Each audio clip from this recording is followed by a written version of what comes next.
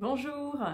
Alors aujourd'hui, je prends la parole pour vous parler de l'empathie, qui est un sujet très important parce que il est dans la bouche en fait de tous les hypersensibles. Et donc c'était l'occasion de pouvoir vous expliquer un petit peu qu'est-ce qui se passe et pourquoi tant de personnes disent «Ah oui, je suis quelqu'un d'empathique» et je peux vous dire que c'est pas facile à vivre tous les jours. On connaît tous ça, hein, donc je vais décortiquer à l'espace de quelques minutes un petit peu qu'est-ce qui se passe, c'est quoi cette empathie. Et pour que vous puissiez mieux comprendre finalement comment la gérer et comment mieux la vivre. Hein, c'est le but de cette vidéo et de mon message en fait. Hein, c'est toujours comment mieux vivre son hypersensibilité. Alors pour celles qui ne me connaissent pas, je suis Marilène Danino-Alonso et je travaille au service de la femme hypersensible pour l'accompagner dans son développement en fait personnel, dans l'apprivoisement de son hypersensibilité, pour qu'elle réussisse à mieux s'affirmer dans sa vie et mieux s'épanouir. Alors, faisons un petit focus aujourd'hui sur cette fameuse empathie. L'empathie, c'est quoi? Alors, l'empathie, à l'origine, c'est la capacité à percevoir l'univers émotionnel d'une personne. Donc, ça veut dire recevoir des informations et comprendre l'autre. Hein, c'est en ce sens qu'on parle d'une qualité, en fait, de savoir-être. On peut parler aussi d'un don, puisque c'est vraiment une faculté que les personnes hypersensibles ont. Et c'est aussi finalement une compétence ou un outil très utile en matière de communication et de relation. Ce qui est d'ailleurs paradoxal, puisque là, en l'occurrence, on voit bien que c'est quelque chose qui vient parasiter la vie d'une personne hypersensible, alors qu'en même temps, c'est un trésor pour pouvoir vraiment bien communiquer avec l'autre et pour pouvoir créer une relation, pour pouvoir être proche de l'autre.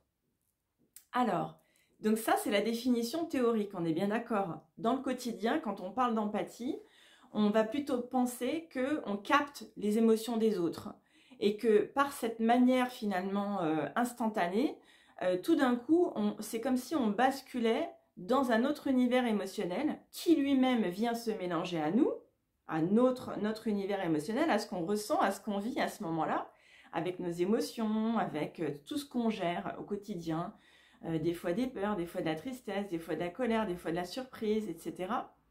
Et alors, donc, c'est un petit peu comme le choc entre deux univers qui tout d'un coup s'assemblent. Et à ce moment-là, en fait, il vaudrait mieux parler de contagion émotionnelle. Est-ce que vous me suivez? Contagion émotionnelle. Alors, pour illustrer un petit peu mon propos, je vais vous montrer quelques images et peut-être que vous allez vous sentir finalement associé à cette métaphore. Alors, peut-être que vous vous sentez comme une éponge. C'est le terme qui revient. Je suis comme une éponge, j'absorbe tout et au bout d'un moment, j'en peux plus, je sature. Hein, donc là, on voit une éponge prête à être essorée tellement elle est imbibée d'eau. Peut-être que vous vous sentez comme ce verre qui est rempli à ras-bord. Une goutte de plus et ça déborderait. Peut-être que vous vous sentez comme ce verre qui déborde déjà. Tellement de trop, c'est trop, c'est trop. Il y a vraiment une notion de débordement dans cette contagion émotionnelle où quelque part on ne contrôle plus la situation et puis on est chaque fois plus débordé. Hein. Peut-être que vous vous sentez comme ce tsunami, vous voyez, qui vient se jeter sur ce phare et qui le grignote littéralement. Donc là, c'est l'extérieur qui tout d'un coup jaillit sur vous et qui voilà, déferle en fait sur vous. Peut-être que vous êtes comme dans cette maison avec des ouvertures énormes, peut-être même sans cristal, ou en tout cas les fenêtres et les portes toujours ouvertes et que du coup l'extérieur et l'intérieur se mélangent. C'est possible aussi, c'est une métaphore, mais vous voyez, je suis en train de vous expliquer les mécanismes.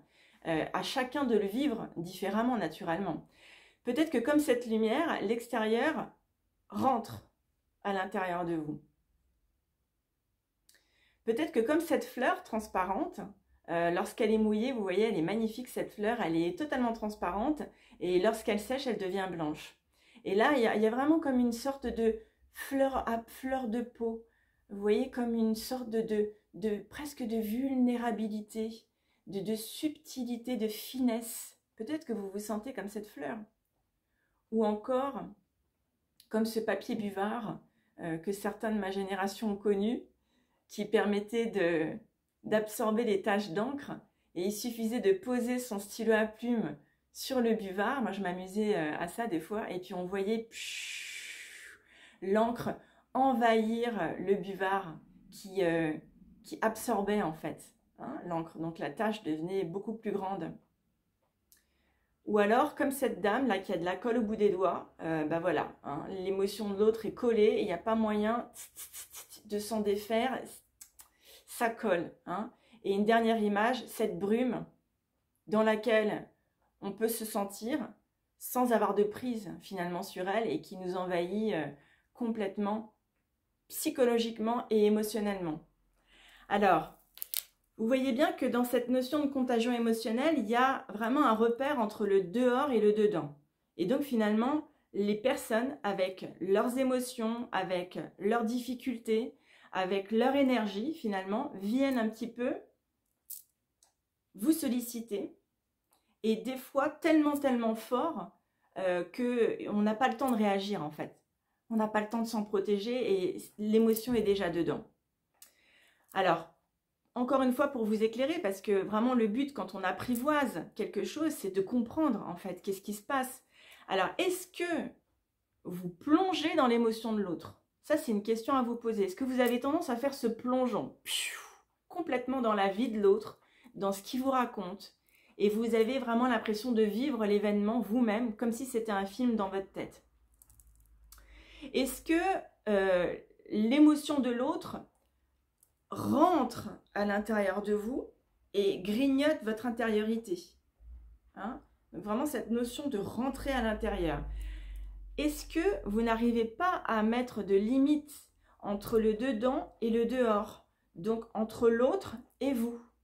Et régulièrement, vous êtes envahi et automatiquement envahi en fait, que vous le vouliez ou non, pour un oui ou pour un non. Vous croisez une personne, clac, vous absorbez, vous croisez une autre personne, clac, vous absorbez, et comme ça tout au long de la journée. C'est vrai qu'à la fin de la journée, on sature, on est fatigué, on peut même en arriver à avoir des symptômes de nausée, de fatigue, de nervosité, se sentir à cran, à fleur de peau encore une fois. Est-ce que vous vous sentez contaminé en fait par l'état d'âme des autres ou par l'ambiance en fait, la morosité, la tristesse, l'inquiétude, surtout en ce moment, on voit bien que ça circule beaucoup. Nous, en tant qu'hypersensibles, on est extrêmement sensibles aux ambiances. C'est pas que l'émotion, c'est vraiment l'ambiance d'un lieu, l'ambiance d'une réunion, l'ambiance d'une rue, l'ambiance d'un habitat, etc.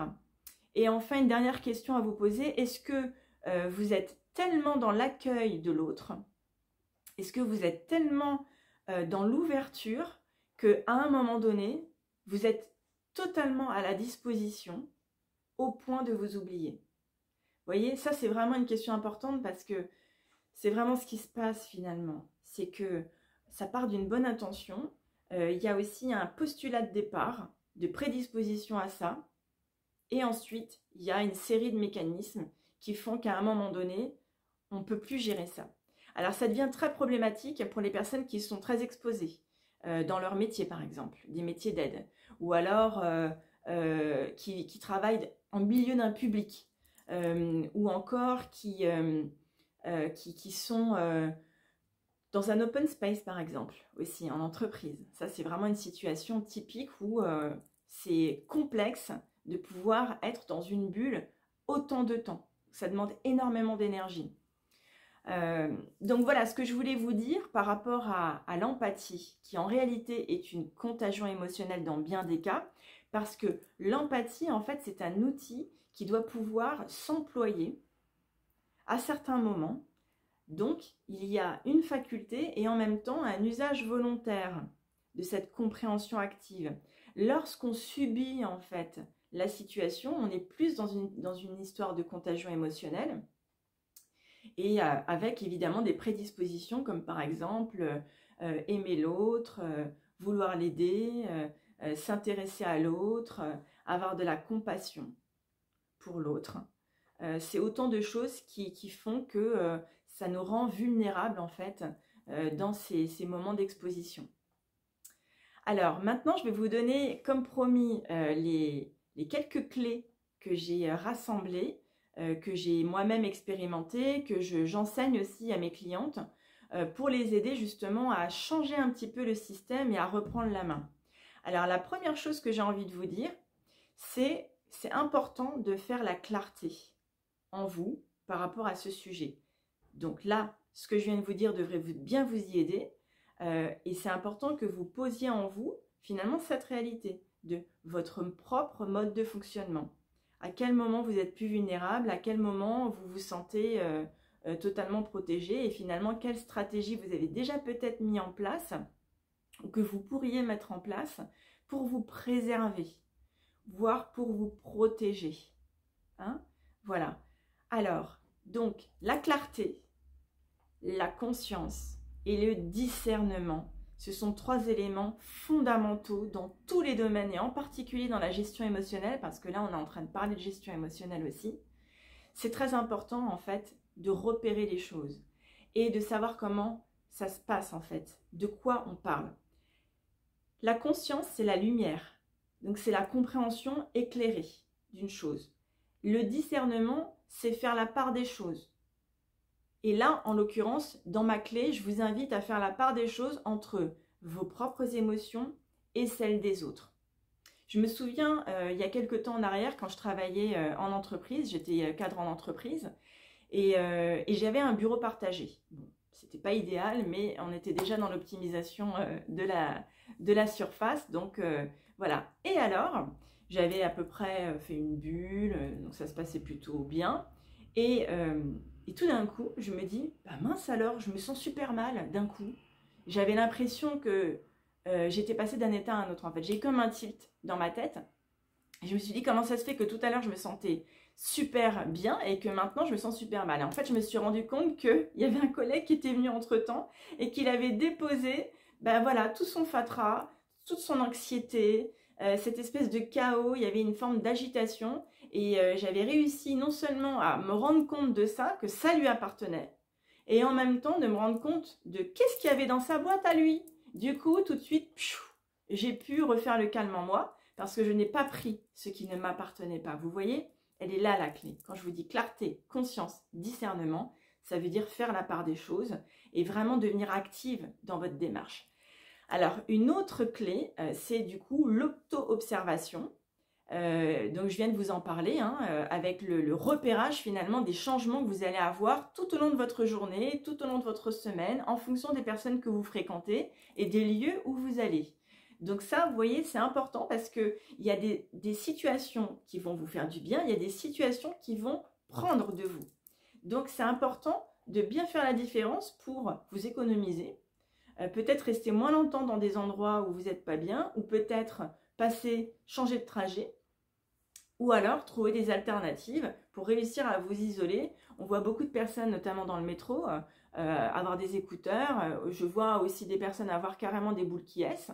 Voilà, c'est une manière un peu de s'isoler, mais ça reste artificiel. C'est-à-dire que c'est un peu un système pansement qui va vous soulager à un moment donné, mais qui de toute façon ne va pas résoudre le problème. Donc attention à ça, il y a différents niveaux de stratégie à mettre en place. Ensuite, la troisième clé, c'est de pouvoir préparer en fait certaines situations un petit peu plus à risque. C'est-à-dire, par exemple, si vous allez prendre le métro en heure de pointe. Là, si vous êtes préparé, vous serez moins pénétrable. Vous voyez? Et si vous vous dites, je ne veux pas prendre ce qu'il y a autour de moi, je suis dans ma bulle, je prends mon univers. Donc là, vous êtes dans la conscience et à ce moment-là, vous êtes moins vulnérable. Mais pour autant, il ne faut pas non plus rester 10 heures parce que ça demande quand même un effort. Une autre situation à risque, c'est voilà, vous allez par exemple faire un entretien avec une personne qui est particulièrement stressée. Donc là, il va falloir que d'ores et déjà, vous vous prépariez à cette rencontre en faisant la part des choses. Je ne vais pas prendre son stress parce que ça lui appartient. En revanche, voilà les messages que je souhaite lui faire passer. Hein, donc là, on est dans la préparation mentale. Hein, là, on est vraiment plus sur du training. Un autre exemple, c'est vous allez visiter un malade dans un hôpital, par exemple. Ça, c'est très éprouvant. Parce que déjà, le milieu hospitalier en lui-même, résonne d'une certaine manière en nous. Et puis le contact avec une personne en souffrance, triste, qui a peur, qui se pose des questions, ça nous impacte forcément. Vous voyez ce que je veux dire? Donc à ce moment-là, prévoyez bien d'aller dans ces moments de rencontre en étant forte, en étant solide, en ayant bien dormi, en ayant mangé. Parce que si vous y allez en étant fatigué, en étant vous-même extrêmement vidé, inquiète, vous allez être encore plus vulnérable. Vous comprenez? Donc c'est important de préparer les choses et puis après de chronométrer un peu le temps, parce que si vous restez 5 heures, l'effet ne sera pas le même que si vous restez 2 heures, si vous restez 20 minutes, une demi-heure. Donc à vous aussi de mesurer votre capacité en fait de résistance, parce que nous sommes des personnes émotionnelles en tant que hypersensibles, en tant que femmes hypersensibles. Donc c'est pas vrai de se dire je vais me déconnecter et je ne vais plus jamais rien ressentir. Se dire ça, c'est signer pour son malheur, parce que vous allez aller contre votre nature et ça ne fonctionnera de toutes les façons pas. Vous voyez, sur la durée, c'est pas du tout une solution. Un autre exemple, c'est si vous rencontrez, si vous allez voir une personne toxique de votre entourage, ça arrive qu'on en est dans le voisinage ou dans votre famille. Là, c'est pareil, il faut vous préparer, vous faire un peu d'auto-coaching pour pouvoir mieux vivre en fait ce moment et puis bien contrôler l'heure pour ne pas rester comme ça au soleil ardent trop longtemps. Hein. Voilà, alors le dernier message en guise de conclusion, pensez régulièrement, mesdames, à bien vous ressourcer. Pensez à prendre soin de vous parce qu'il n'y a rien de mieux que la prévention. Plutôt que d'arriver en mode pompier une fois que c'est la cata, eh bien faites en sorte quand même d'être le plus équilibré possible, le plus ancré possible, le plus aligné possible, le plus en santé possible pour justement pouvoir faire face à tous ces événements de vie qui, de toutes les façons, s'accrochent un peu à nous, mais desquels il faut aussi apprendre à se nettoyer, hein. C'est important pour que chaque journée soit nouvelle et que vous puissiez aussi vous sentir bien dans votre vie, bien dans votre couple, bien dans votre famille et que vous puissiez être dans l'instant présent et profiter de la vie, profiter des moments sans être en permanence dans une turbine, dans une agitation, dans un stress finalement qui va de toutes les façons enflammer votre charge mentale, l'alourdir au quotidien. Et l'enjeu, il est là en fait, sur le prendre soin de soi et sur bien canaliser son mental et faire en sorte que notre charge mentale ne déborde pas. Alors c'est un sacré sujet, la charge mentale, je vais vous en reparler dans une autre vidéo. Je pense que ça devrait vous intéresser parce que, encore une fois, on est aussi sujette à ce type de symptômes ou de tendances. Et donc voilà, on est quand même mieux armé quand on est avisé et quand on est préparé, parce que finalement, qui nous apprend à être une hypersensible épanouie, ben finalement on improvise tous. Et c'est d'ailleurs pour ça que j'ai choisi de me dédier à cette transmission, à cet enseignement, à cet accompagnement pour tout simplement favoriser au mieux votre épanouissement. Alors sur ce, je vous souhaite une très belle journée, une très belle soirée et je vous dis à très vite pour une nouvelle vidéo.